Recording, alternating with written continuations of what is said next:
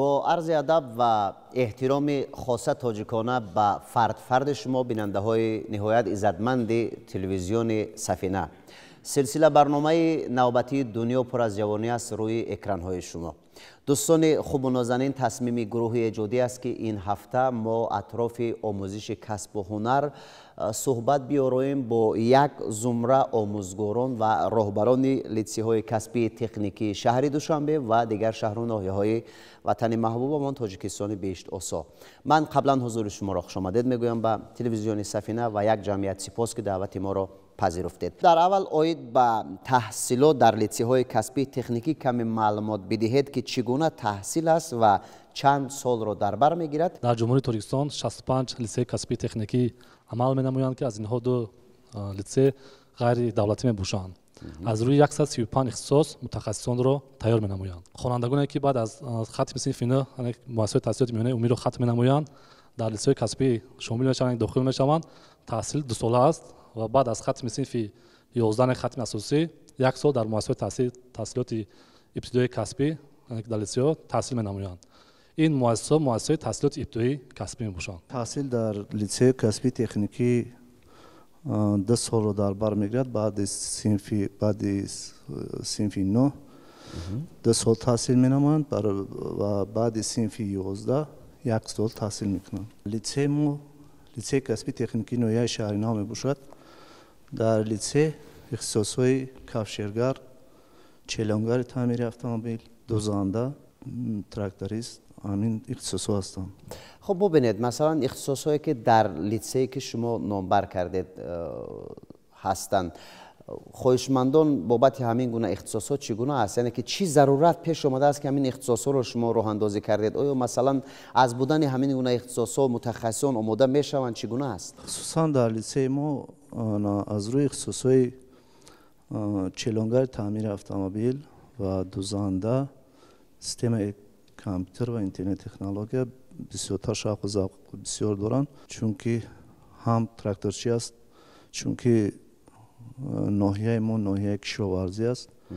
از این لحاظ بسیارتر به همه اختصاصات ذوق بیاندازه دارند. یکی از سبب‌های اساسی بسیارتر جلب شدن خوانندگان به لیسه‌های کسبی از یک طرف تأسیس دادن کمیته علاوه کمیته تحصیلات ابتدایی و میانه کسبی نزد حکومت جمهوری تاجیکستان باشد. از طرف دیگر 2 روز به راه ماندن نظارت از بالای لیسه‌های کسبی که اوید جلب داوطلبان همطرفه چاره‌های جدی اندیشیده شدند.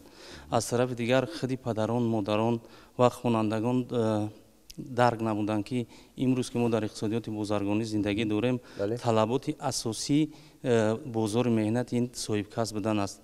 اگر خواننده یا دانشجو اگر صاحب کسب نباشد یا جامعه صاحب کسب نباشند، در بازار مهنت امروز و طلبات جاوگون نیستند و موقع خود را پیدا کردن نمیتونند.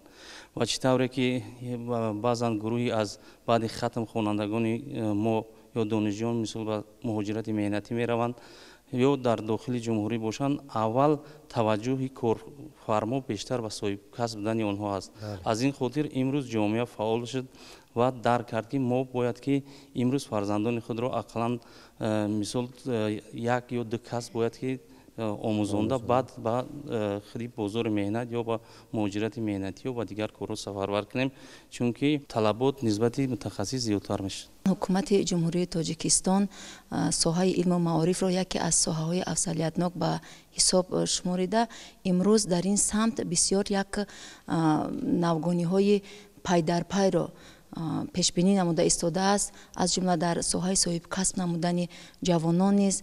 و باید همین را قید نمایم که لیسه‌های کسبی تکنیکی اصلا زینه تحصیلات ابتدایی کسبی این خود ادامه تحصیل مؤسسه‌های تحصیلات میانه اساسی و میانه عمومی می باشد که خوانندگان پس از ختم صنف 9 و 11 می توانند در مؤسسه‌های تحصیلات ابتدایی کسبی با خواهش خود تحصیل نمایند و آن کسب‌هایی که امروز در مؤسسه‌ها عمل می‌کند از روی کسب‌های انتخاب نموده پس از ختم چخلی که همکاران ما قید کردند، پس از ختم صنف 9 2 سال و پس از ختم صنف 11 1 سال در این روند در برابر آموزش فن‌های عمومی تعلیمی باز бештар ба фанҳои тахассусӣ дода мешаванд, чунки он касберо ки онҳо интихоб мекунанд бештар такя ба он фанҳои тахассусиро меомӯзанд ва ҳамчун мутахассисони соҳибкасб омода мешаванд.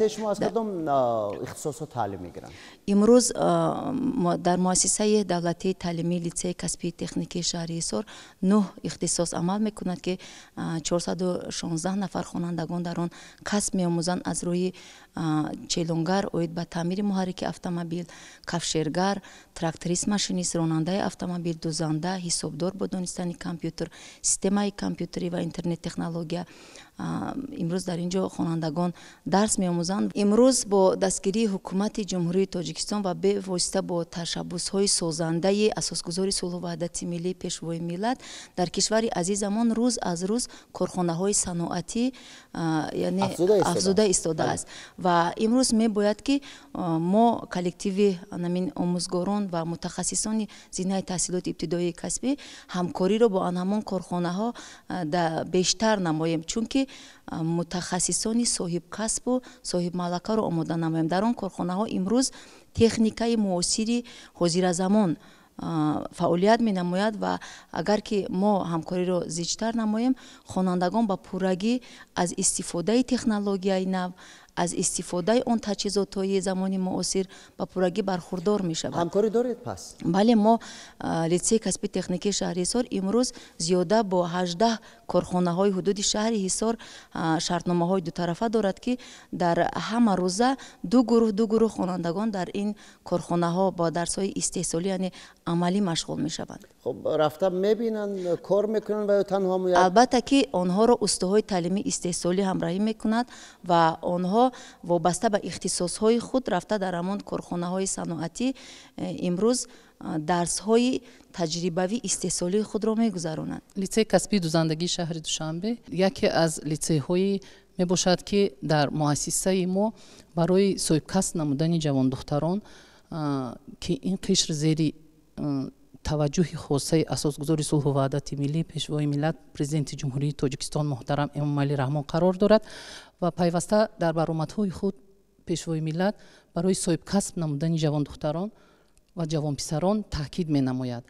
инчунин дар муассисаи мо аз ихтисосҳои дузанда пардадуз, дузанда зардуз, гулдузи маҳсулоти бофандагӣ ва чарчинворӣ, системаи компютерӣ ва интернет технология, ҳисобдор бо донистани компютер яъне ки амалкунанда ҳастанд. ояндаи тоҷикистон яъне ки аз сатҳи маърифати мардум ва пешрафти илму технология вобастагӣ дорад ва ҷавонон имрӯз бояд дар зиндагӣ роҳи дурусти худро интихоб кунанд. тайёр намудани кадрҳои коргарӣ баландсифат бо шуъур, бо одоб, яъне дар тайёр намудан барои дар истеҳсолот ҷумҳурии тоҷикистон ин вазифаи муассисаҳои таҳсилоти ибтидоии касбӣ мебошад. муассисаҳои таҳсилоти ибтидоии касбӣ ки шикеле ки ёдовар шудем дар ин ҷо баъди гирифтани таҳсилоти асосӣ ва миёнаи умумӣ дар баробари гирифтани таҳсилоти миёнаи умумӣ бо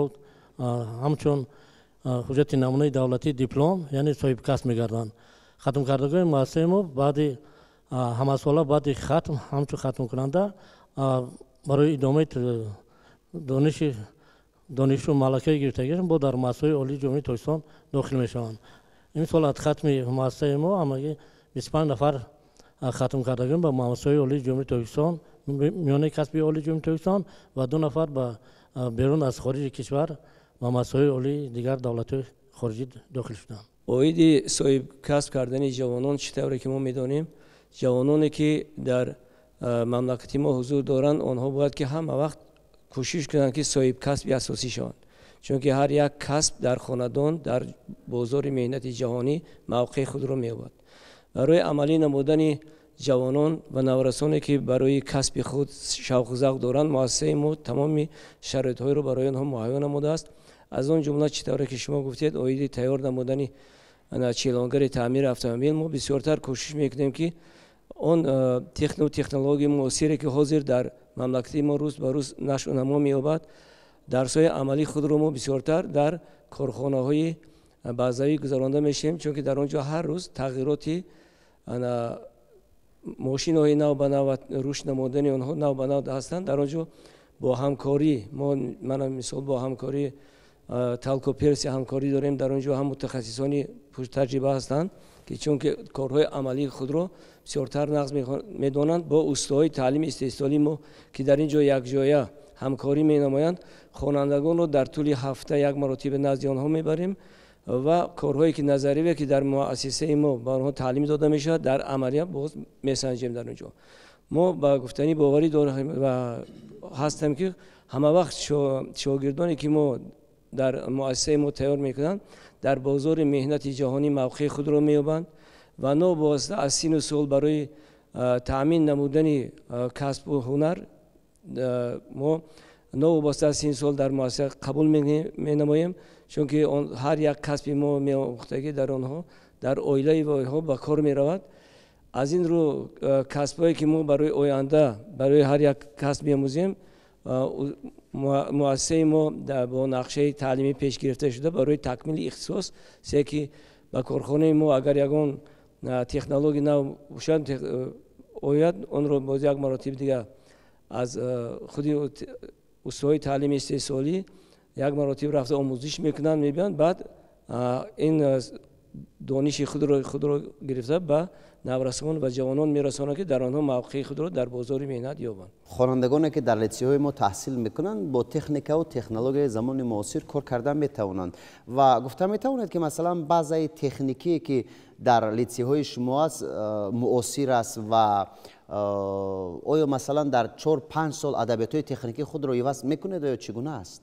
امروز بازار مهنت امروزه زود تغییر یابنده است و آن تکنیکا و تکنولوژیایی که در بازار مهنت امروزه است از زینه تحصیلات ابتدایی کسبی یک قدم در پیش است و این ما متخصصان ساحه راهبران متخصصان زینه تحصیلات ابتدایی کسبی را میباید که هرچی زودتر نقشه و برنامه‌های تعلیمی را وابسته به بازار معاصر زمان مطابق نموده پیشنهاد نماییم تا که از روی آن اگر امروز متخصصان ما درس آموزند فکر میکنم که خوانندگان با پورگی از استفاده تکنیک و تکنولوژی زمان معاصر برآمده میتوانند. خوشبختانه در مؤسسه ما مؤسسه تحصیلات ابتدایی کسبی در همه مؤسسات قریب که تکنیک و تکنولوژی با دستگیری حکومت جمهوری اسلامی و کمیته تحصیلات ابتدایی کسبی و مهنت کسبی تا قدر امکان تکنولوژی آورده شده است از حساب برنامه‌های خارجی و خوانندگان میتونند که با قدر امکان از آن استفاده برند و چون که هم کسبان من گفتن آن تکنولوژی که در کارخانه‌های خصوصی هست در اینجا کار کرده و بعداً در استیصالات آنها رفته تکمیل میدن همین اختصاص خودشون. لیسه نقلیاتی شهر دوشنبه تاریخ تأسیس یابیش از سال 1938 هست. از همون دوره فعالیت داره. همین اختصاص در اونجا تیار کرده می شود. همون تجهیزات هایی که در همون دور دسترس شدن، یعنی اوین مثال ساخت اتومبیل تا امروز نگاه داشته شدن و آهسته از سببی که روز به روز علم، تکنیک، تکنولوژی اینوواسیون میشه و وابسته به امکانیت اقتدار مؤسسات تکنولوژی نو خریداری کرده شده است و تا امروز ما کوشش کردیم هم با دستگیری خودی کمیته تحصیلات ابتدایی کسبی خیلی که قید کردن با واسطه دیگر گراند های خارجی و دیگر و ما همین تجهیزات را دسترس کردیم. لیکن امروز باز از سببی که ما همگان شاهد هستیم که در جمهوری تویستان باز ما با تکنیک و تکنولوژی برقی گذشته ایستادیم، ما را ضرور است که باز همین تجهیزات های مؤسسه را یا اختصاص های مؤسسه را با طلبات زمان موافق کنیم. لیکن برای موافق کردن شدن بعضا اختصاص هایی که با اتومبیل های برقی و مثال گیبرید دیگر داخل دارد، برای این پیش از آن ما باید که تیار باشد مؤسسه. برای همین پیش از آن که ما این اختصاص را جاری نماییم و با مقامات های дахлдор пешниҳод оиди иҷозат гирифтани дар замимаи иҷозатнома имрӯз мо аввал тасмим гирифтем мо тамоми барномаву нақшаву худи барое ки вақте гурӯҳ ташкил карда мешавад устои таълимии лозим ки пур аз ин илми нав ҳозиразамон бохабар бошад ба ин таҷҳизоту кор карда тавонад ба ин хотир аввал мо тасмим гирифтем устоҳои таълимии муассисаро ба курсҳои такмили ихтисос фиристонда аввал онҳоро худи ва устоҳои фанҳои тахассусиро устодони фанҳои тахассусиро тайёр карда баъд устодон ки тайёр бошанд мо метавонем ки бемамоният ихтисосҳоро дар муассиса ҷорӣ кунем. дар лицеи мо қариб ки ҳамаи технологияе ки ворид шуд вай нав ҳастанд, яъне ки як соли гузашта пештар оварда буданд ва аз дар ҳамкорӣ бо шарикони рушд аз олмон ва туркия вориди литсей гаштанд ва барои ихтисосҳои ошпазқанот ва ошпази таомҳои хориҷӣ хонандагони литсеи мо аз ин ваё истифода мебаранд. дар он мавриде ки оё омӯзгорони мо ё устоҳои таълими истеҳсолӣ мо аз уда ин кор мебаранд ё на, ман амиро бояд бигӯям вақте ки ин чизо ворид гаштанд намояндаи ҳамуна омада бо мо дарс гузаштанд омӯхтанд чанд рӯз қариб як ҳафта дарс гузаштанд ва аз тамоми шиносномаи инҳоро омӯхтанд ва айни ҳол дар ин масъала дар литсеи мо ягон вай ҳам нест ва бо ворид гаштани ҳамин гуна технология довталабон дар ҳамин ихтисосҳо бисёр зиёд гаштанд ва ҳаман вақт ва чӣ гӯям яъне ҳамкориҳои мо бо дигар ваёи хӯрокворӣ дар сатҳи хуб баро мондааст, меомӯзанд, мастер-класс мегзаранд, гоҳ даъват мекунем.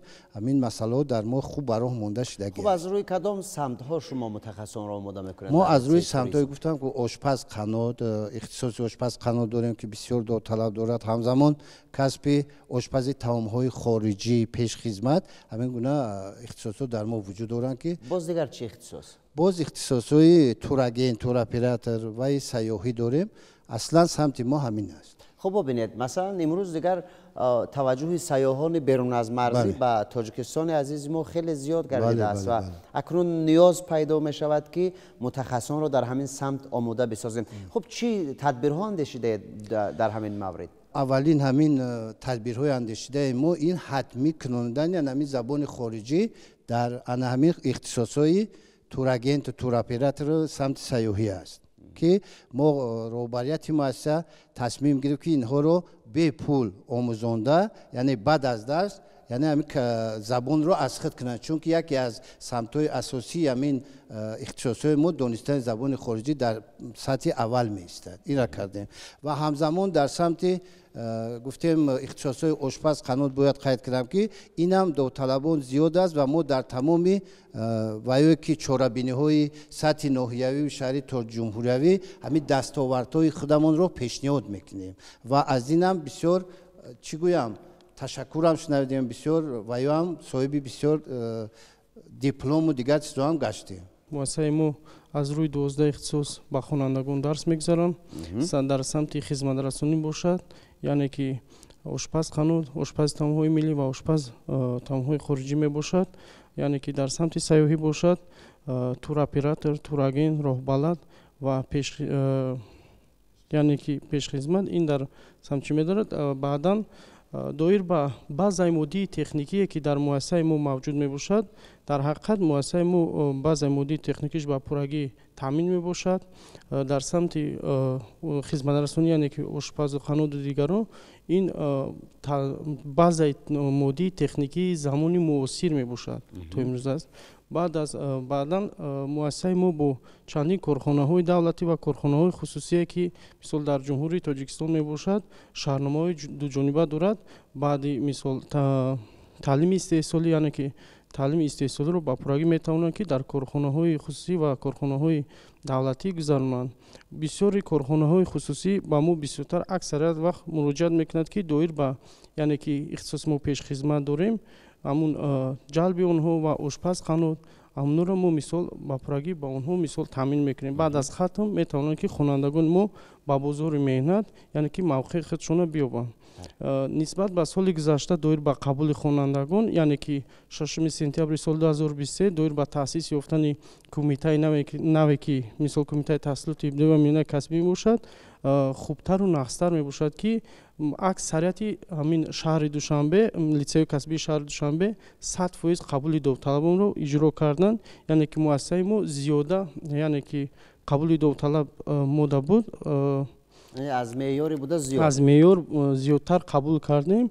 яъне то ҳозир мисол то ин ҷониб хонандагон ё ки хоҳишмандон зиёд мебошанд. дониши омӯзгоронатонро чӣ гуна баҳо медиҳед? оё масалан омӯзгороне ки унвонҳои илмӣ доранд ҳастанд? хуб омӯзгоронатон бо техникаву технологияи замони муосир кор карда метавонанд, таҷриба доранд ва ё танҳо дар қисмати назаравӣ таълим медиҳанд? имсол бори аввал дар лицеи касбии нақлиёти автомобили шаҳри Душанбе 4 нафар номзадони илмӣ соҳавӣ яъне мувофиқ ба ҳамун тахассус ҷалб карда шуд ки бо хоҳиши худи номзадон ба лицеи касбӣ муроҷиат карданд ки мо хоҳиш дорем ки ба муассиса ба кор фаро гирифта шавем. баъз ҳамин устодони соҳиби таҷрибае ки дар истеҳсолот кор мекарданд бо хоҳиши худ вақте ки аз истеҳсолот ба худи муассисаҳои таълимӣ барои дарс гуфтан, барои бо донишҷӯён сабақ омӯхтан таваҷҷӯҳ зоҳир мешавад, ин пас маълум мешавад ки на балки аз ҷониби хонандагон, балки аз ҷониби худи устодону омӯзгорони дигар зинаи таҳсилот ба ин зина таваҷҷӯҳ бештар шуда истодааст. ин шаҳодат аз он медиҳад ки кору фаъолият дар ин самт дуруст ба роҳ монда шуда имрӯз ҳамин зинаи таҳсилоти ибтидоии касбӣ тавонист ки дар як муддати кӯтоҳ ҳам бошад мавқеи худро дар байни дигар зинаҳои таҳсилот мавқеи худро пайдо кунад ва имрӯз таваҷҷӯҳи ҳам довталабон ҳам устодони касбиро касб карда бошад. ҳамасола барои баланд бардоштани малакаи касбии устодон ва хонандагон дар миёни муассисаҳои таҳсилоти ибтидоии касбӣ озмуни ҷумҳуриявии усто ва шогирд гузаронида мешавад ки мақсади озмун ин баланд бардоштани малакаи касбии устодон, хусусан устоҳои таълими истеҳсолӣ ва дарёфти хонандагони болаёқат дар анмон касбҳои интихобкардаи худ мебошад ки ҳар сол аз муассисаи давлатии таълимии лицеи касбии техникии шаҳри ҳисор дар ин озмун фаъолона иштирок мекунанд ва сазовори ҷойҳои созгор низ мегарданд. дар бораи устодон ман ҳаминро гуфтанӣ ҳастам ки албатта ки устодони соҳибтаҷриба дар муассисаи мо фаъолият мекунанд, гарчанде номзадҳои илм ангушумор ҳам бошад, онҳо пири соҳа ҳастанд. онҳо анамон хонандагонро аз рӯи ихтисоси интихобкардаи худ ба тамоми нозукиҳояш дарс медиҳанд ва собиқаи бисёрсолае доранд ки бо дар амон корхонаҳои истеҳсолӣ аллакай бо таҷҳизотҳои наву замонавӣ кор карда имрӯз нозукии онро ба хонандагон мефаҳмонанд ва маъмурияти муассисаи давлатии таълимии лицеи касбии техникии шаҳри ҳисор низ ҳама тарафа барои баланд бардоштани раванди таълиму тарбия ва сифати таҳсилот ва мустаҳкам намудани пояи моддию техникии муассиса кӯшиш ба харҷ менамояд.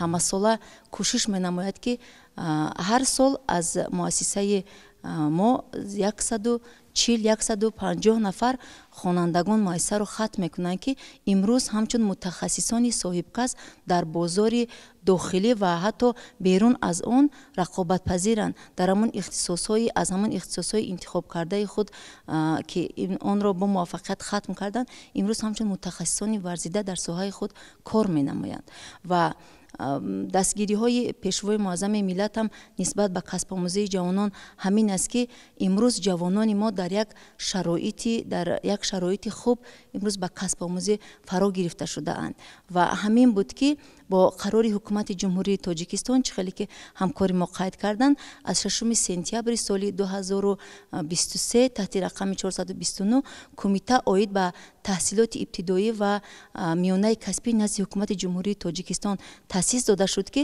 айни замон 63 адад лицейҳои касбӣ техникӣ ва 88 адад коллеҷҳо дар зертобаи ин кумита буда зиёда аз 500 намуди касбҳои коргариро ба мутахассисон омода ба хонандагон меомӯзонанд ва ҳамчун мутахассисони соҳибкасб дар ин касбҳои гуногун мутахассис омода менамоянд. мо ҳам бо омӯзгорон кор бурда истодем, чунки омӯзгорони мо айни ҳол ҳозир бисёр ҷавон ҳастанд, баъзеашон ба хотири ҳамин мо аллакай нисбати ҳамин масъала кор бурда истодем ки унвон дошта бошанд. дар таҳсилоти ибтидоии касбӣ яъне ки омӯзгорон аз рӯи дараҷа мебошад, яъне ки дараҷаи олӣ, дараҷаи 1, дараҷаи 2 ва бедараҷа мебошад. айни ҳол дар муассисаи мо 4 нафар номзади илм мебошад, як омӯзгори дигар ки доктори илм мебошад, дар муассисаи мо дарс мегзарад. 50% яъне ки дараҷаи олӣ мебошад ва 30% яъне ки дараҷаи 1 2 мебошад. 10% дигараш ки мисол бедараҷа мебошад. ин омӯзгорои бедараҷа мебошад ки мо худи ҳамин сол қабул кардем аз моҳи сентябр. ҳамнуро мо аллакай пешниҳод шудааст барои дараҷа гирифтани мисол якум дараҷаи 2 ки аз тарафи муассиса дода мешавад ва оҳиста оҳиста ҳамун омӯзгорро дараҷа ва кӯшиш менамоем ки муассисаи мо омӯзгоронеро қабул намояд ки аз рӯи яъне ки номзади илмҳо бошад ё ин ки доктор ва мутахассисони хуби соҳа бошад, мо қабул мекунем ба ҳамин соҳа. яъне ки дар муассисаи мо норасоии кадрӣ доир ба омӯзгоро ва устои таълими истеҳсолӣ то имрӯз нест, мисол ба пуррагӣ таъмин мебошад. лицеи мо ба қатори дигар муассисаҳои таълими касбӣ дар айёми давраи шӯравӣ таъсис дода шудааст ва дар заминаи ҷамъияти саҳомӣ кушодаи ширкати алюминии тоҷик. дар солҳои аввали таъсисёбӣ муассисаи мо фақат ба тайёр намудани коргарон оид ба қаноат гардондани кадрҳо ба корхонаи воҳиди давлатии ширкати алюминии тоҷикистон машғул шуд, вале ба сабабҳои гуногун ки муассисаҳо аз зери як муассис ба дигар муассис гузаштан, аз вазорати маориф ба вазорати меҳнат ва сипас мана хушбахтона ин сол кумита оид ба таҳсилоти ибтидоӣ ва миёнаи касбӣ кор фаъолиятро худро шурӯъ кард. боварӣ дорам ки хонандаҳои мо дар оянда пайгирӣ хоҳанд шуд ва мақсад аз ба фикри ман муассисаҳои ибтидоии касбӣ ин тайёр кардани синфи коргар аст ва дар муассисаҳо фақат ба устои таълими истеҳсолӣ такя кардан дар кор. устои таълими истеҳсолӣ нафарест ки ӯ ба хонанда касб медиҳад, ӯ касбе медиҳад ки вай дар оянда метавонад бе идомаи таҳсилот дар дигар зинаҳо аллакай худашро бо як маблағ таъмин карда битавонад. дар мавриди устову шогирд маълима дуруст қайд кардан, дар мо шогирдоне ба касб омӯзӣ фаро гирифтаанд ки онҳо аз падарошон аз бародарошон оиди ин касб аллакай маълумоти пешакӣ доранд ва бо таҷҳизотҳои замонавӣ ки мана мисол биёрем, таҷҳизоти ҳозир оид ба ташхиси муҳаррики автомобил. чӣ хеле ки шумо қайд кардед, ҳозир автомобилҳои замонавӣ ворид гардиданд ба ҷумҳурӣ, инҳо ҳамашон ташхиси замонавиро талаб мекунанд, чӣ барқиам бошанд, чиз дигар намуди муҳаррикҳо бошанд, онҳо ба тариқи компютер истифода бурда мешаванд. хонандаҳои мо омадагианд ки аз муаллим бештар оиди ин таҷҳизотҳо ахборот доранд ва онҳо бо дастгоҳҳои муосир низ кор карда метавонанд. ин хонандаҳо аллакай ин малакаро аз худ доранд ва хушбахтона аз соли 2021 ки ба ҳар як муассиса ҳамчун сарпараст намояндаҳои мақомоти иҷроии ҳокимияти давлатӣ, намояндаҳо аз маҷлиси олии ҷумҳурии тоҷикистон сарпарастон таъин карданд. ба мо ҳам дута дастгоҳи оиди ташхиси муҳаррики автомобил дастрас гардид. дар он хонандагон пеш аз ба кор шурӯъ кардан аввал ташхис мебаранд. барои худи ташхис аллакай ин ними кор аст. ташхиси дуруст ва сабабҳои вайрон корношоян будани муҳаррик аллакай муайян мегардад. лицеи касбии хизмат яъне ки ва туризми шаҳри душанбе доир ба самти туризм яъне ки сайёҳӣ, ҳамин муассисаи мо кӯшиш намуда истодааст ки хонандагоне ки мисол дар самти тураген, туроператор ва роҳбалад мисол дар муассисаи мо таҳсил менамоянд, бояд бо дастуру сипоришҳои пешвои муаззами миллат ки ҷавонон ва кормандони аҳли ҷомеаи имрӯза дар ҷумҳурии тоҷикистон бо забонҳои хориҷӣ ба пуррагӣ суҳбат намоянд. ва муассисаи мо тасмим гирифтааст ки ҳамон хонандагоне ки самти мисол сайёҳӣ мебошад, ҳамуно баъд аз дарс мисол бо забонҳои хориҷӣ яъне ки забони русӣ ва забони англисиро мисол ба пуррагӣ аз яъне ки курсҳои кӯтоҳмуддат як миқдори муайяни хурдака ки мисол барои омӯзгорон ва дигар чиё таъмин кардан маблағи каме мисол мондааст ва хонандагон бояд ба пуррагӣ баъд аз хатми мисол ҳамун самти туризм бояд ба забонҳои хориҷӣ суҳбат намояд баъд аз гирифтани дипломи мисол муассисаи таълимӣ. Баъдан яъне ки дар самти ихтисоси роҳбалад хонандагоне ки хатм мекунанд баъдан мераванд ба дигар курсҳои ронандагӣ баъдан ба шаҳодатномаи ронандагӣ дар дигар ҷо таъмин мегаштанд ва муассисаи мо тасмим гирифт ки худи ҳамин сол яъне ки курси ронандагиро дар муассиса ташкил намояд ва хонандагоне ки самти роҳбалад мехонанд мисол баъд аз хатм метавонанд ки мисол шаҳодатномаи ронандагиро доро бошанд. чӣ кор кунем ба андешаи шумо?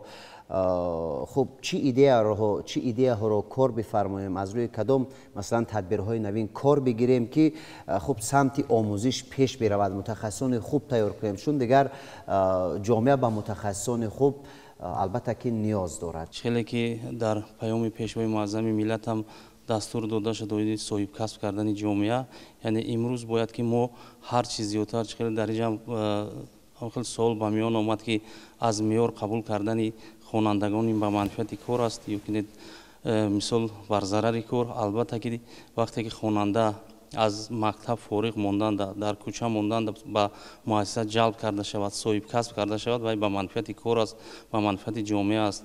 ба ин хотир дар заминаи дастури супоришҳои пешвои муаззами миллат мо литсеҳои касбӣ ба ҳамин қаноат накарда ба зами хонандагоне ки баъди синфи 9 ва баъди синфи 11 ҷалб мекунем, боз курсҳои кӯтоҳмуддатро фаъол намудем ки имсол хушбахтона якчанд карат нисбат ба солҳои пешина таваҷҷӯҳи мардум нисбати боз курсҳои кӯтоҳмуддат зиёд шуд. бо супориши дастури бевоситаи кумитаи таҳсилоти ибтидоӣ ва касбӣ ҳама литсеҳои касбӣ мо варақаҳои таблиғотӣ ташкил карда дар байни ҷомеа, дар байни мисол қишри асосии ҷомеа, ҷойҳои мисол бозорҳо, дар ҷойҳои серодам бурда ташвиқоту тарғибот бурдем оиди баъзаи моддии техникӣ ва имконияту иқтидори литсеҳои касбӣ ки мо омода ҳастем ки дар тайёр кардани мутахассисон саҳми худро гузорем. имрӯз новобаста оне ки мо танҳо ба ихтисосҳои амалкунандаи дусола ва яксола довталабонро қабул менамоем.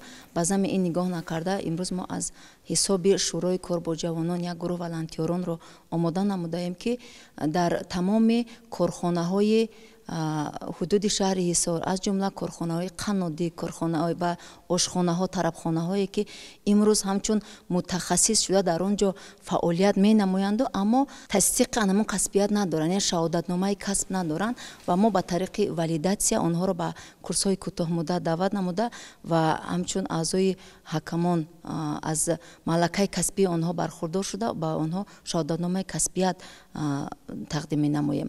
ва бар зами ин пешвои муаззами миллат дар ҳар як суханронияшон такя ба ҷавонон намуда таъкид менамоянд ки ҷавонон ояндаи миллатанд ва мо агар хоҳем ки ватанамонро обод намоем, истеҳсолотамонро ба пеш кор фармоем, бояд ки мутахассисони соҳибтаҷриба омода намоем. дар мавриди рушд додани амин соҳаи муассисаҳои таҳсилоти ибтидоӣ касбӣ аллакай аз ҷониби кумитаи таҳсилоти ибтидоӣ ва миёнаи касбӣ назди ҳукумати ҷумҳурии Тоҷикистон ва бахусус роҳбарияти он якчанд